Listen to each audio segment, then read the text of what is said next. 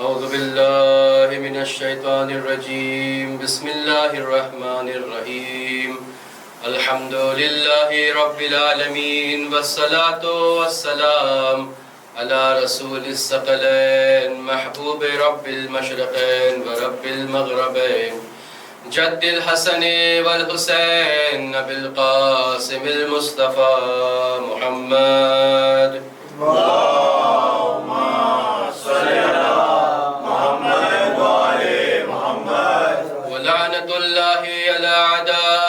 أجمعين أما بعد فقد قال الله تبارك وتعالى في كتابه الكريم بسم الله الرحمن الرحيم إن الدين عند الله الإسلام صلوات محمد وآل محمد اللهم صل على محمد وآل محمد. عزیزان گرامی، ہماری گفتگو اسلامی جنگ کے سلسلے میں چل رہی ہے.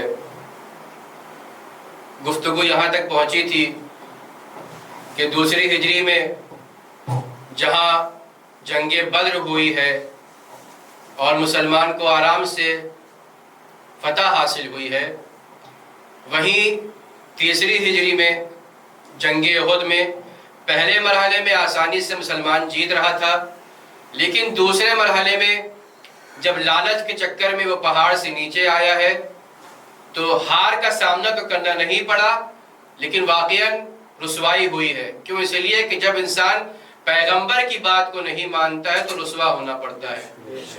عزیزان گرامی، یہ تیسری ہجری کا واقعہ ہے. اچھا، اس جنگ احد میں ہوا کیا تھا؟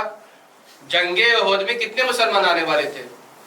700 یا 1000؟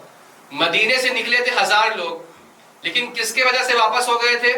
ایک منافق تھا، کہنے کے لیے اپنے آپ کو مسلمان کہتا تھا منافق. نام کیا تھا اس کا؟ نام یاد رکھیے گا، یہ بہت بڑا منافق ہے، جسے کہا جائے راس المنافق، یعنی منافقوں کا ابا. اس کا نام ہے عبداللہ ابن ابی. یہ سب سے بڑا منافق ہے. مطلب دکھاتا کچھ اور ہے، حقیقت میں کچھ اور ہے.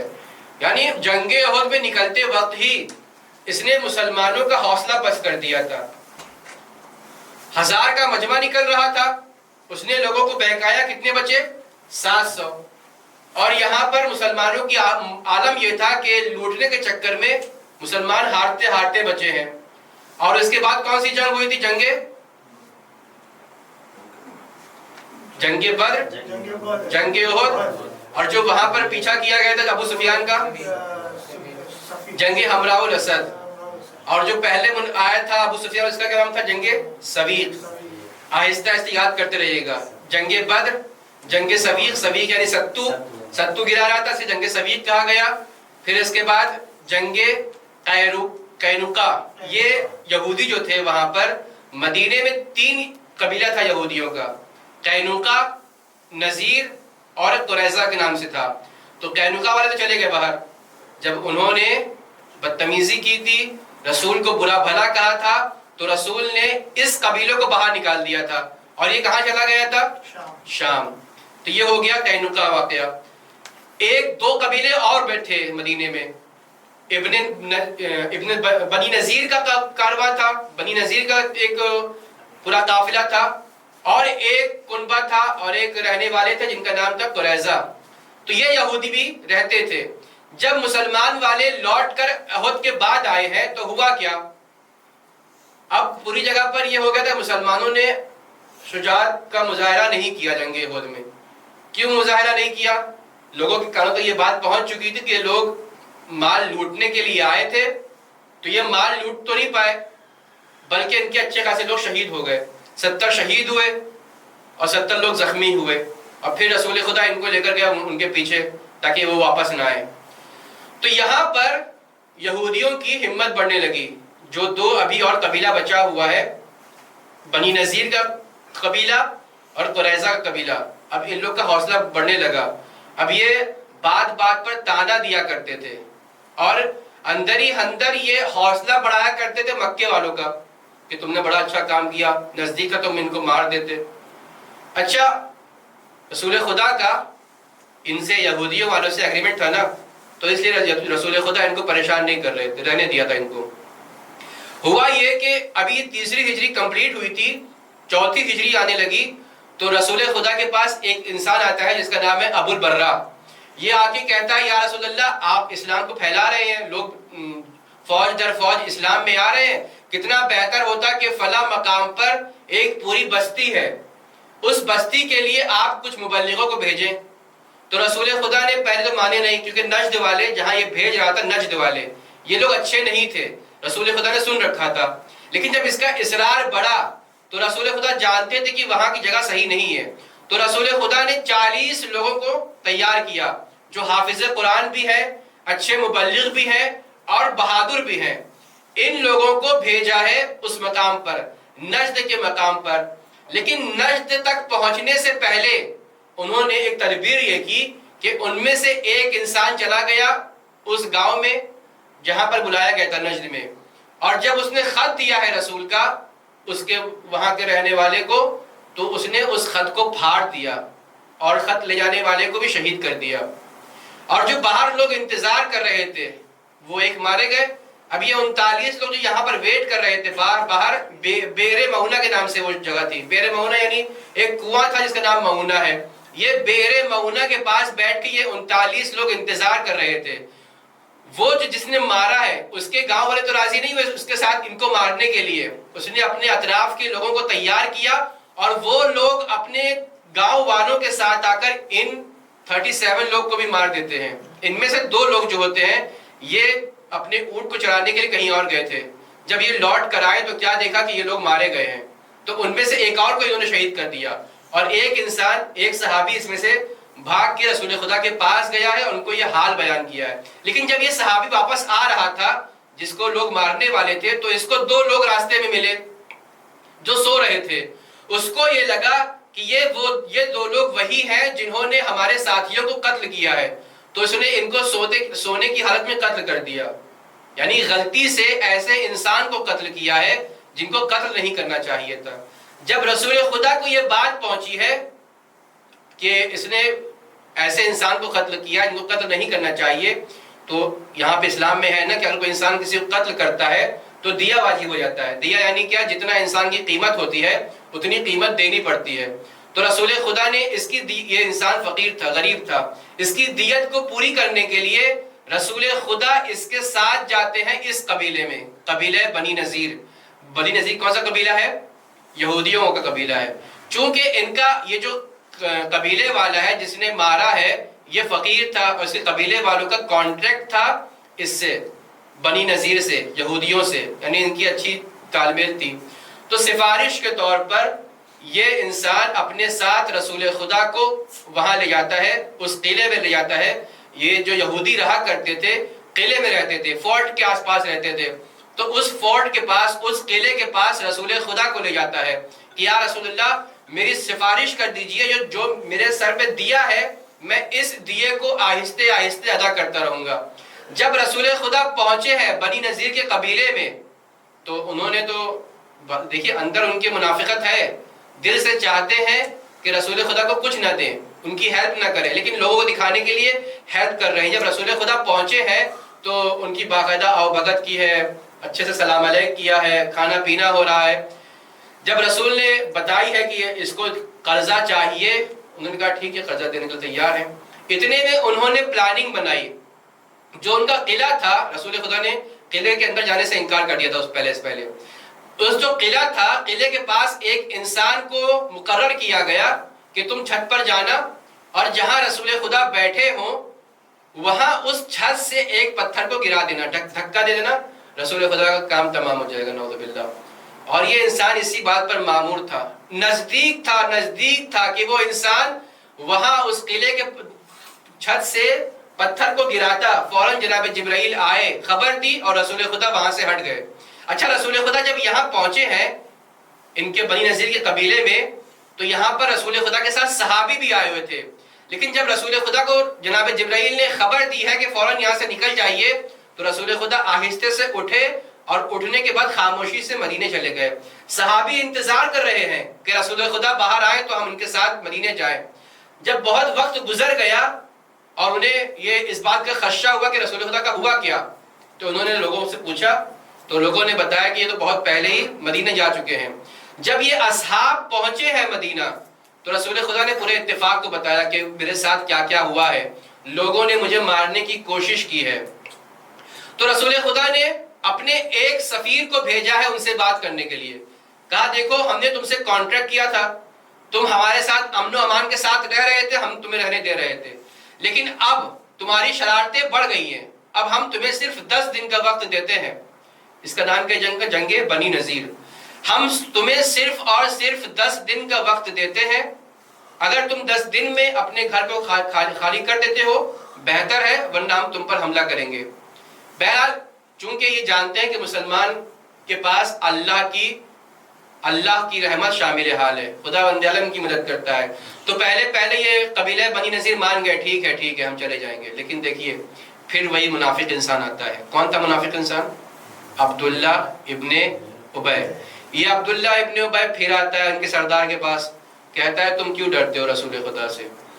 میں تمہاری ہیلپ کروں گا، میں اپنے ساتھ 2000 کا لشکر لے کے آؤں گا، اور تمہارے پاس پہلے سے ہی 1000 لوگ موجود ہیں، ہم 3000 لوگ مل کر آرام سے مدینے والوں کا کام تمام کر دیں گے۔ ہے کون؟ منافق عبداللہ ابن ابی، جو اپنوں کا نہیں ہوا وہ پرائے کا کیا ہوگا۔ جب وقت آیا 10 دن گزر گیا، اب رسول خدا پہنچے ہیں قلعے میں، یہ ابن بنی نذیر تو اس بات کا انتظار کر رہے تھے کہ عبداللہ ابن ابی ان کی ہیلپ کرے گا، اور وہ نکلے ہی نہیں۔ جو مسلمان کا نہیں ہوا یہ یہودیوں کو کیا ہوگا؟ وہ بھی انتظار کرتے رہے، اور یہ اپنی منافقت دکھا رہا تھا، آیا نہیں ہیلپ کرنے کے لیے۔ اب رسول خدا نے اپنے ساتھیوں کے ساتھ قلعے کا حصار کر لیا، یہ لوگ قلعے کے اندر بند ہو گئے۔ کہاں بڑی بڑی باتیں کیا کرتے تھے کہ ہم آپ کو پسپا کر دیں گے، ہرا دیں گے، مار دیں گے، اور آج قلعے میں بند ہیں۔ ایک مرتبہ جب بہت دن گزر گئے، تاریخ نے لکھا 6 دن یا 15 دن حصار کے بعد انہوں نے سرنڈر کر دیا، یا رسول اللہ جو آپ کہیں گے ہم اس بات کو مانیں گے۔ رسول خدا نے کہا کہ تمہارے پاس جتنی پراپرٹی ہے تم ساری پراپرٹی اپنی لے کر چلے جاؤ، ہمیں تمہاری پراپرٹی سے کوئی لینا دینا نہیں ہے۔ تو رسول خدا نے ان کو اجازت دی، تو یہ ان کے پاس جتنی پراپرٹی تھی، چاہے وہ پیسہ ہو، چاہے وہ سونا ہو، چاہے وہ چاندی ہو، یہاں تک کہ انہوں نے اپنے گھر کے دروازے کو بھی اکھاڑ کر وہاں سے لے گئے۔ ان کے پاس اتنی پراپرٹی تھی کہ انہوں نے جب یہ مدینے سے جا رہے تھے تو ان کے ساتھ 6000 اونٹ تھے، 6000 اونٹ پر سامان سوار تھے۔ تو یہ جنگ بنا لڑے مسلمان جیت گیا۔ جنگ کا نام کیا تھا؟ جنگ بنی نذیر۔ جنگ بنی نذیر کس سے ہوئی ہے؟ یہودیوں سے۔ جو پہلی جنگ یہودیوں سے ہوئی تھی وہ بھی آرام سے قلعے میں بند کر کے محاصرہ کر کے جیت گئے، اس کا نام کیا؟ جنگ قینوقا۔ جنگ قینوقا بھی بنا جنگ لڑے جیت گئے، جنگ بنی نذیر بھی بغیر جنگ لڑے جیت گئے، صرف قلعے کا محاصرہ کیا ہے اور وہ مسلمان کے ڈر سے مدینے سے باہر چلے گئے۔ اچھا گئے کہاں پہ ہے؟ تاریخ نے لکھا ہے کہ جب یہ قافلہ کارواں جا رہا ہے ان لوگ کا، تو آدھا کارواں گیا ہے شام کی طرف اور آدھا کارواں گیا ہے خیبر کی طرف۔ شام پہلے ہی آدھا کارواں جا چکا ہے، جو پہلا قافلہ تھا، قبیلہ تھا قینوقا کا، یہ پہلے بھی سیریا جا چکا تھا، اب ان کا بھی آدھا جا رہا ہے سیریا اور آدھا جا رہا ہے خیبر۔ تو یہاں پر اس لڑائی میں بھی بھڑکانے والا کون تھا؟ عبداللہ ابن ابی۔ یہ عبداللہ ابن ابی کون ہے؟ منافق ہے، دیکھنے کے لیے کہنے کے لیے مسلمان ہے، لیکن لوگوں کو بھٹکانے والا ہے۔ عزیزان گرامی، منافق ہوتا کون ہے؟ منافق کی پہچان یہی ہے کہ منافق کے اندر سامنے والے کے بنسبت حسد پایا جاتا ہے۔ حسد کیا ہوتا ہے؟ حسد انسان کو اپنے آپ میں مار دیتا ہے۔ حاسد یہ چاہتا ہے، ایسا انسان جو کسی سے حسد کرتا ہے، حاسد یہ چاہتا ہے کہ میں جس سے حسد کر رہا ہوں اس کی زندگی برباد ہو جائے، وہ تباہ و برباد ہو جائے۔ سامنے والا تو تباہ و برباد نہیں ہوتا ہے، یہ خود تباہ و برباد ہو جاتا ہے۔ عزیزان گرامی، تاریخ میں ملتا ہے کہ ایک شخص ہے، اس کا ایک پڑوسی ہے، خداوند عالم نے اسے توفیق دی اور وہ زندگی میں آہستہ آہستہ ترقی کرتا چلا گیا، چھوٹے پوسٹ سے بڑے پوسٹ پہ، بڑے پوسٹ سے نیتا سے اچھے پوسٹ پر پہنچ گیا۔ اس کی ترقی اس پڑوسی سے دیکھی نہیں گئی۔ ہم میں سے آپ بھی، ہم میں اور آپ میں جب بھی کوئی ترقی کرتا ہے تو آپ نے دیکھا ہوگا ہم سے بھی بہت سے لوگ جو ہمارے ساتھ رہتے ہیں ہم سے کڑتے ہیں، حسد کرتے ہیں، کینہ کرتے ہیں، اور یہ سب سے بڑی بیماری ہے۔ یعنی یہ جو چھوٹی موٹی بیماری ہوا کرتی ہیں، چاہے وہ مہلک ہی کیوں نہ ہو، ان کا علاج موجود ہے، لیکن حسد جیسی بیماری کا علاج موجود نہیں ہے۔ تو یہ جو پڑوسی ہے، یہ پڑوسی سامنے والے پڑوسی کی کامیابی کو برداشت نہیں کرتا ہے، اس کی ترقی ہوتی جا رہی ہے اور وہ چاہتا ہے کہ کس طریقے سے اس کے پوسٹ کو گھٹا دوں۔ اس نے بہت سی کوششیں کی، اس کے دفتر گیا، اس کے آفس گیا، تاکہ اس کی پوسٹ کو گھٹا دے، اس کی ترقی نہ ہونے دے، لیکن وہ کامیاب نہیں ہوا۔ دیکھیے دل میں جب منافقت آ جاتی ہے نا، جب حسد جیسی بیماری بیٹھ جاتی ہے نا، تو انسان اپنے آپے میں نہیں رہتا ہے۔ اب اس نے پلاننگ کی کہ کس طریقے سے میں اس کی ترقی کو روکوں۔ اس نے کیا کیا؟ پرانا زمانہ ہے، بازار میں گیا اور یہ جا کر ایک غلام خریدتا ہے، غلام کو گھر لے کے آیا، اس کی اچھی خاطرداری کرتا ہے، اچھے سے کھانا کھلاتا ہے، پانی پلاتا ہے، کپڑے دیتا ہے۔ جیسا ایک باپ اپنے بیٹے کو نہیں رکھتا ہو، اس سے زیادہ خاطرداری اپنے غلام کی کر رہا ہے۔ 3-4 مہینے گزرنے کے بعد وہ اپنے غلام کو بلاتا ہے، بلانے کے بعد کہتا ہے کہ بتاؤ میرا سلوک تمہارے ساتھ کیسا رہا؟ کہا آپ کا سلوک تو ایک جیسا باپ ہوتا ہے، اس سے بڑھ کر آپ نے میری خاطرداری کی ہے، میری خدمت کی ہے۔ کہا اچھا اب میں تم سے ایک کام لینا چاہتا ہوں۔ کہا میں تو اسی بات کا انتظار کر رہا تھا، میں تو غلام ہوں، میرا کام ہی آپ کی خدمت کرنا ہے، میں تو چاہ ہی رہا تھا کہ آپ 3-4 مہینے سے مجھے کوئی کام دیں اور میں کوئی کام کروں۔ کہا دیکھو صرف ایک کام ہے، میرے پڑوسی کے چھت پر جانا، میں تمہارے ساتھ جاؤں گا اور تم مجھے قتل کر دینا۔ وہ کہہ رہا کیا بات کر رہے ہیں آپ نے 3-4 مہینہ مجھے اچھے سے کھلایا پلایا، اچھے کپڑے پہنائے، آپ کا احسان میرے سر پر ہے اور میں آپ کو قتل کر دوں؟ تو اس نے پورا واقعہ بتایا کہ میں اس کی ترقی چاہتا تھا، لیکن ترقی نہیں چاہتا تھا، لیکن یہ بڑھتا جا رہا ہے، میں چاہتا ہوں کہ اس کی ترقی برباد کر دوں۔ تو ہوا یہی کہ یہ غلام گیا، چونکہ اس کے احسان میں دبا ہوا تھا، اس کے مالک نے اس کے ساتھ اتنا احسان کیا تھا، وہ جاتا ہے اس پڑوسی کے چھت پر اسے قتل کر دیتا ہے۔ پولیس انویسٹیگیشن ہوئی، تو جب پولیس انویسٹیگیشن ہوگی، جس کے چھت پر لاش ملے گی اسی کو تو گرفتار کیا جائے گا۔ گرفتار کیا گیا، یہ بیچارہ کہتا رہا کہ میں نے قتل نہیں کیا ہے، لیکن بہرحال تمام ثبوت یہی تھے کہ چونکہ تمہارے گھر کے پاس چھت پر میری ہے اس لیے تم قاتل ہو۔ جب اس جج کے پاس یہ فیصلہ آیا ہے تو اس نے بھی پھانسی کی سزا سنا دی کہ تمہیں پھانسی دی جائے گی۔ جس سے یہ حسد کرتا تھا اسے پھانسی ہونی تھی، اس دن غلام کا ضمیر بیدار ہوا اور یہ غلام جا کر جج کے سامنے اس بات کا اعتراف کرتا ہے کہ یہ ساری پلاننگ میرے مرنے والے مالک کی تھی، میرا مالک اس سے حسد کرتا تھا، اس حسد کے چکر میں اس نے مجھ سے اپنا قتل کروایا اور میں نے اسے قتل کر دیا۔ عزیزان گرامی، مرنے والا مر گیا، لیکن جج نے فیصلہ کیا سنایا؟ اب جج نے اس جس سے یہ حسد کرتا تھا اسے بھی باعزت بری کر دیا، اس غلام کو بھی باعزت بری کر دیا۔ کیوں؟ اس لیے کہ اس نے ایک بے گناہ کو مرتے ہوئے سے بچایا تھا۔ تو عزیزان گرامی، یہ حسد کی بیماری اتنی بڑی بیماری ہے کہ جو حسد کرتا ہے اس کا نقصان حسد پہنچانے والے سے زیادہ ہوتا ہے۔ صلوات پڑھ دے محمد و آل محمد پر۔ اللہم صلی علی محمد و آل محمد۔ یہی 3 چیز اگر انسان اپنی زندگی میں کامیابی چاہتا ہے، ترقی چاہتا ہے، تو حسد کو اپنے دل سے نکال دے۔ ہم جہاں بھی ترقی کرتے ہیں دیکھتے ہیں ہمارے سامنے کوئی ایسا ہے کہ جو حسد کرتا ہے، کینہ کرتا ہے۔ تو حسد اور کینے کی پھر کوئی اس بیماری کا علاج بھی ہے؟ کہاں ایک چھوٹا سا علاج ہے۔ اس کا علاج یہ ہے کہ اگر آپ دیکھ رہے ہیں کہ کسی کی ترقی ہو رہی ہے، ایسا ہوتا ہے ہمارے ساتھ، اگر سامنے والے کی ترقی ہو رہی ہو اور آپ کے سامنے اس کی تعریف بیان کی جائے، کبھی کبھی ایسا ہوتا ہے کہ جب تعریف بیان کی جاتی ہے تو ہم سے رہا نہیں جاتا ہے، ہم چاہتے ہیں پتہ نہیں اس کے الٹا بولے، سمجھ لیجئے کہ آپ کے اندر حسد آ گیا ہے۔ جب کسی کی تعریف ہو رہی ہو اور آپ سے برداشت نہ ہو تو اس کا مطلب ہے آپ بھی حاسد ہو گئے ہیں۔ اچھا، اس بیماری سے بچا کیسا جائے؟ اس بیماری سے بچنے کا آسان طریقہ یہ ہے کہ جتنا سامنے والا تعریف کر رہا ہے سامنے والے کی اور آپ کو لگ رہا ہے کہ ہاں اس کی تعریف نہیں ہونا چاہیے، تو آپ بھی بڑھ چڑھ کے اس کی تعریف کیجئے۔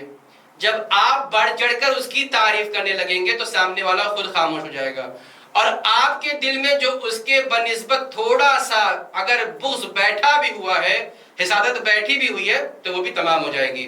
صلوات پڑھ دیں محمد و آل محمد پر۔ اللہم صلی علی محمد و آل محمد۔ تو خدا بند عالم ہمیں اس بیماری سے، سب سے بڑی بیماری حسد کی بیماری سے اور منافقت جیسی بیماری سے دور رکھے۔ عزیزو، یہ منافقت کی ہی بیماری تھی۔ سب سے پہلی جنگ کس نے لڑی تھی؟ کس نے کہتے ورغلایا تھا لوگوں کو؟ ابو سفیان تھا۔ کاروان آ رہا تھا، اس نے ایک اپنے ساتھی کو بھیجا تھا، کہاں پہ؟ مکہ۔ اس نے اونٹ کو، اس کے کان کو اور ناک کو کاٹا تھا، خون نکلا تھا، لوگ بھڑک گئے تھے اور آئے تھے جنگ بدر میں۔ تو یہ منافقت، ابو سفیان اگرچہ 8ویں یا 9ویں ہجری میں مسلمان ہو گیا تھا، لیکن نفاق اس کے دل میں بیٹھا ہوا تھا۔ عزیزو، یہ وہی منافقت ہے کہ جو ابو سفیان میں بھی تھی، معاویہ میں بھی پائی جا رہی تھی، اور یہی سلسلہ یزید تک پہنچا ہے۔ یزید نے کیا کہا تھا کہ میں نے جنگ بدر کا بدلہ لیا ہے۔ جب اس نے امام حسین کو قتل کیا ہے تو اس نے یہی تو کیا ہے۔ عزیزو، خداوند عالم نے امام حسین علیہ السلام کو جو بھیجا ہے وہ دین کی حفاظت کے لیے بھیجا تھا، اور امام حسین کو سب سے زیادہ محبت کس سے تھی؟ اپنے نانا رسول خدا سے محبت تھی۔ جب رسول خدا اس دنیا سے گزر گئے ہیں تو امام حسین بارہا رسول خدا کو یاد کرتے تھے، اور خدا نے اسی کی طفیل میں انہیں ایک بیٹا عطا کیا جس کا نام علی اکبر ہے۔ جب بھی رسول خدا کی یاد آتی تو امام حسین علیہ السلام اپنے بیٹے کو دیکھتے، علی اکبر کی سیرت میں جناب رسول خدا کی سیرت نظر آتی، علی اکبر کی صورت میں رسول خدا کی صورت نظر آتی۔ ہاں عزادارو، امام صادق علیہ السلام سے ایک راوی نے سوال کیا، اے مولا یہ بتائیے کہ اگر کوئی انسان زیادہ خوش ہو تو وہ کس مرحلے پہ زیادہ خوش ہوتا ہے؟ تو امام صادق فرماتے ہیں کہ انسان اپنی زندگی میں اس وقت خوش ہوتا ہے کہ انسان باپ ہو اور اس کے سامنے کوئی چھوٹا بچہ آہستہ آہستہ جوانی کی منزل میں پہنچ جائے۔ جب یہ چھوٹا بچہ جوان ہو جاتا ہے نا، تو سب سے زیادہ اس جوان بیٹے کو دیکھ کر باپ کو خوشی ہوتی ہے۔ اگر باپ ضعیف بھی ہو جائے تو اپنے جوان بیٹے کو دیکھتا ہے اور خوش ہوتا رہتا ہے۔ عزیزان گرامی، سوال کرنے والا پھر سوال کرتا ہے، مولا یہی انسان، اس پر سب سے زیادہ مصیبت کب پڑتی ہے؟ تو مولا فرماتے ہیں کہ اگر کسی کا جوان بچہ ہو اور جوان بچہ اس دنیا سے گزر جائے تو باپ اپنے اس جانے والے کی مصیبت کو سہ نہیں پاتا ہے۔ عزیزان گرامی، امام حسین علیہ السلام جناب علی اکبر میں رسول خدا کو دیکھا کرتے تھے۔ روایت نقل کرتے ہیں، امام جناب سکینہ فرماتی ہے کہ کربلا کے میدان میں 3 موقع ایسے آئے ہیں کہ میرے بابا حسین ایک مرتبہ ایک دم سے زمین پر بیٹھ گئے اور سیدانیوں نے بڑھ کر امام کا سہارا دیا ہے۔ پہلا مرحلہ وہ ہے کہ جب جناب ام لیلہ اپنے بیٹے علی اکبر کو تیار کر رہی ہے، جناب علی اکبر کو تیار کر رہی ہے، لباس جنگ پہنایا، کرتا پہنایا اور گریبان کو قطع کر دیا، جس طریقے سے کفن پہنا جاتا ہے، گریبان کو چاک کر دیا، امامے کے تحت لحنک کو نکالا۔ ایک مرتبہ جب جناب علی اکبر خیمے سے نکلنا چاہتے ہیں، امام حسین کی نظر اپنے بیٹے کڑیل جوان علی اکبر پر پڑی۔ جب یہ کفن جیسا لباس پہنے ہوئے امام حسین نے جناب علی اکبر کو دیکھا ہے تو ایک مرتبہ ایک دم سے زمین پر گر گئے، بڑھ کے سیدانیوں نے سہارا دیا۔ دوسرا مرحلہ وہ ہے کہ جب جناب علی اکبر جا رہے ہیں کربلا کے میدان میں، لڑتے لڑتے جب جناب علی اکبر لوٹ کے دوبارہ آتے ہیں تو ایک مرتبہ آ کر فرماتے ہیں، بابا اگر پانی کی سبیل ہوتی تو میں ان دشمنوں کو بتا دیتا کہ میں بھی حیدر کرار کا پوتا ہوں۔ ہاں زادارو، امام حسین سے ساری زندگی اگر جناب علی اکبر نے کسی چیز کی خواہش کی ہے نا تو امام حسن نے فوراً اس خواہش کو پورا کیا ہے. لیکن ہائے حسین کی غربت، بیٹا پانی کا سوال کر رہا ہے لیکن باپ کے پاس پانی نہیں ہے. ہاں زادارو، جناب علی اکبر پھر میدان میں پہنچے. تیسری مرتبہ جب امام حسین علیہ السلام زمین پر بیٹھے ہیں، ایک مرتبہ روایت نقل کرنے والا فرماتا ہے کہ جب صدا آئی ہے السلام علیکہ یا ابتا یا ربتا، اے امام حسین، اے بابا آپ پر میرا آخری سلام ہو. جیسے ہی اپنے بیٹے کا آخری سلام سنا، امام حسین علیہ السلام زمین پر بیٹھ گئے. ہاں زادارو، جیسے ہی امام حسین اپنے بیٹے کے پاس پہنچے ہیں، کیا دیکھا؟ بیٹا ایڑیا رگڑ رہا ہے. آواز دی بیٹا کیا ہے؟ کہا بابا سینے میں نیزہ دبا ہوا ہے. ایک مرتبہ آستین کو اٹھایا، آواز دی اے بابا، اے علی خیبر کے دروازے کو کاٹا سا تھا، لیکن ایک بیٹے کے سینے سے نیزے کی نلی کو نکالنا بڑا مشکل ہے. ایک مرتبہ جیسے ہی یا علی کہہ کر نیزے کی نلی کو نکالنا چاہا، کلیجہ نکل. انا للہ و انا الیہ راجعون. رزم بکستا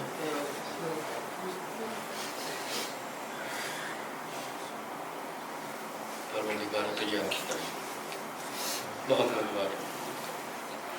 جہاں جہاں بھی شیعہ نے حیدر کر رہا ہے، ان کی جان مال عزت آبرو کی حفاظت فرما. پروردگار عالم، جہاں جہاں بھی شیعہ مظلوم ہیں، مسلمان مظلوم ہیں، ان کی حمایت فرما. پروردگار عالم، جو مقروض ہیں ان کے قرضوں کو ادا فرما. پروردگار عالم، جو یتیم ہیں ان کے سروں پر نہاد فرما. پروردگار عالم، سب سے بڑی دعا یہ ہے کہ ہمارے وقت کے امام کے سکول میں تعجیل فرما اور ہم کو ان کی آوان انصار میں شمار فرما. ربنا تقبل منا انک انت السمیع العلیم.